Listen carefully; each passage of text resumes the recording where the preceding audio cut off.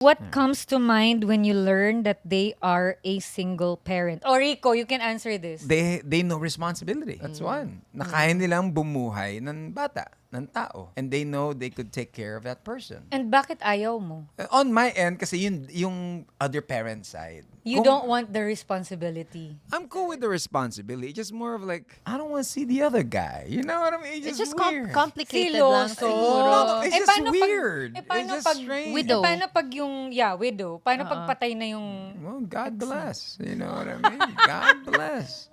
No, but I mean like ayaw mo talaga. No, it doesn't matter. On that end lang. It's just that was my thing. It's just like, I'm gonna see the dad and it'll be weird. You know what I mean?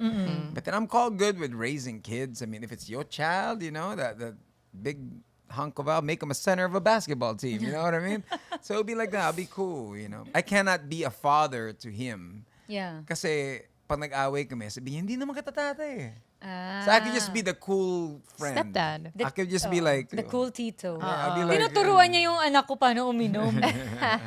para lang gatas yan. Huwag kang mag-alala. Diba? gosh. Finish sa bottle. Oh my God, I'm so dizzy. That's too hot for podcast.